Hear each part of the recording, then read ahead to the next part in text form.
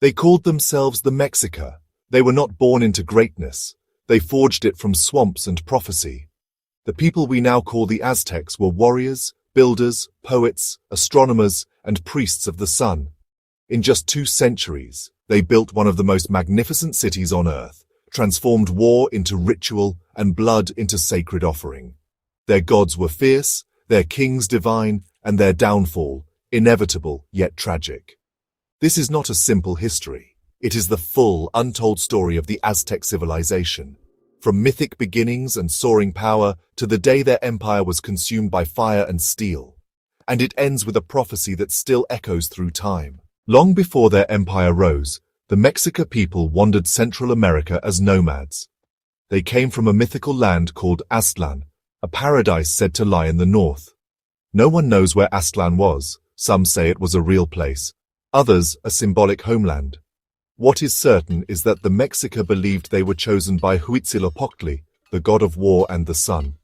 He guided them with omens and visions, instructing them to keep moving until they saw the sign, an eagle perched on a cactus, devouring a serpent.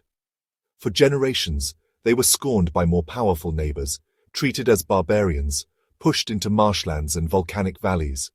They were forced to rent land, live in reeds, and serve as mercenaries. But they were relentless. In 1325, deep in the middle of Lake Texcoco, they found the sign, the eagle, the cactus, the serpent. It was there, in a swampy island, that they began to build Tenochtitlan, the sacred city that would rise from the lake like a mirage. The early Mexica did not rise alone. They were cunning and strategic, forging alliances, marrying into nobility, and winning wars for their patrons. One such leader, Itzcoatl, turned the tide in 1428 when he led the Mexica into an alliance with Texcoco and Tlacopan, forming what history remembers as the Triple Alliance. Though all 3 city-states were officially equal, Tenochtitlan soon took the lead, both in tribute and in glory. Under Moctezuma I, the empire transformed. Military campaigns expanded the borders far south and east. Newly conquered city-states were not simply ruled, they were absorbed, their elites brought to Tenochtitlan, their gods added to the Mexica pantheon, their wealth funneled to the capital. What emerged was not just a kingdom, but a tribute empire, one sustained by constant war, constant expansion, and constant offerings to the gods. The Aztec rulers became more than kings. They were semi-divine guardians of the cosmic order. For the Aztecs, life was not separate from the divine. Every sunrise, every harvest, every death was part of a grand cosmic drama. They believed the universe had been destroyed and reborn 4 times before, and that they lived in the era of the 5th sun, an unstable world that could only continue through sacrifice. Their gods were not merciful, they were hungry. Huitzilopochtli, their tribal god, needed hearts to fight the eternal battle against darkness. Tlaloc, god of rain, demanded children's tears to water the earth. Quetzalcoatl, the feathered serpent, represented wind, knowledge, and creation, a gentle deity whose eventual return would be tied to both hope and destruction. Human sacrifice was seen not as cruelty, but cosmic necessity. Those chosen for sacrifice were honored, their deaths ensuring the survival of the world. Massive festivals, often tied to astronomical cycles, brought thousands to Tenochtitlan's Templo Mayor, where prisoners were led up the pyramid steps, their hearts offered in full view to the sun. This was not just religion, it was the engine of empire. The Aztecs spoke Nahuatl, a language rich in poetry, metaphor, and rhythm. In Nahuatl, names were symbolic. Flowers meant beauty, jade meant wisdom. The eagle was a symbol of strength.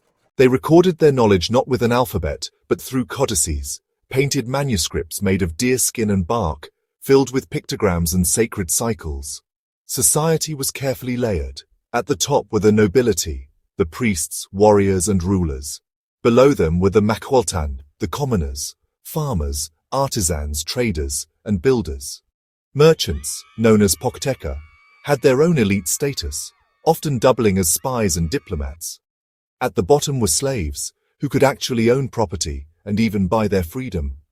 Children were educated in state-run schools, boys trained in warfare or priesthood, depending on their birth. Girls learned to cook, weave, and sing sacred songs. The Aztecs valued discipline, cleanliness, and obedience. Punishment for disrespecting elders was severe. Children could even be pricked with cactus thorns as correction. The Aztec Empire was not a single state.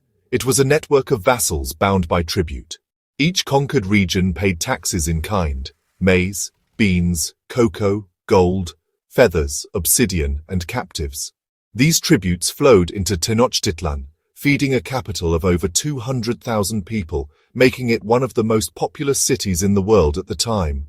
Markets, especially at Tlatelolco, were massive, carefully regulated hubs of trade where people bartered for goods. There was no coinage. Everything was valued by usefulness.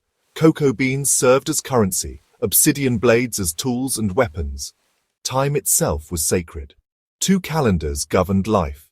The Tonal Pahuali, a 260-day ritual cycle used for divination, and the Xiu Pahuali, a 365-day solar calendar used for farming and festivals. Priests, astronomers, and mathematicians calculated eclipses, solstices, and alignments with eerie precision. Their gods moved in the heavens, and the heavens governed the earth. Tenochtitlan was a city of stone and water, shining like a jewel in the lake. Built on artificial islands and connected to the mainland by 3 causeways, it was a marvel of urban engineering. Aqueducts brought clean water from distant springs. Bridges could be raised to prevent enemy attacks. Canals flowed between temples, homes, and markets like a Venetian city of the New World. The Templo Mayor, with twin shrines to Huitzilopochtli and Tlaloc, was the spiritual and ceremonial center. Surrounding it were palaces, schools, barracks, ball courts, and botanical gardens. The Aztecs practiced advanced medicine, using herbs, surgery, and even dental repair. They understood hygiene and sanitation better than many European cities of the time. Their world was not only functional, it was symbolic. Every part of the city mirrored their cosmic order. Heaven, earth, and underworld were all reflected in the layout of their temples and plazas. When Hernán Cortés landed in 1519, the empire was powerful but brittle. Moctezuma II, the ruler at the time, had expanded the empire greatly but also faced rebellion in far provinces. Some say he mistook Cortés for the returning god Quetzalcoatl. Others say he welcomed him to avoid war. Cortés entered Tenochtitlan peacefully, but soon took the emperor hostage. Tensions exploded. Moctezuma was killed, perhaps by his people, perhaps by the Spaniards. The Spanish were forced to flee in the Noche Triste, but they returned with thousands of indigenous allies and a secret weapon, smallpox.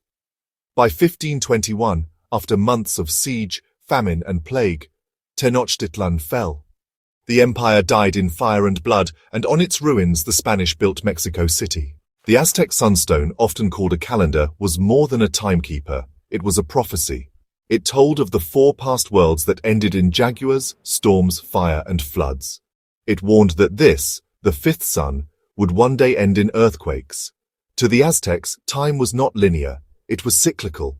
The universe was always ending, always beginning, and even in death, the Aztecs believed their sacrifices ensured the sun would rise again. Their myth survives not as superstition, but as a reminder of a people who lived every day as if it might be their last. The Aztec Empire is gone, but its voice still speaks through Nahuatl chants, the pyramids beneath Mexico City, and the legends of gods and fire. If this journey through their world moved you, remember, their greatest fear was not death, but being forgotten. Like, share, and subscribe to keep the memory of the Mexica alive. And tell us, do you believe we still live under the 5th sun?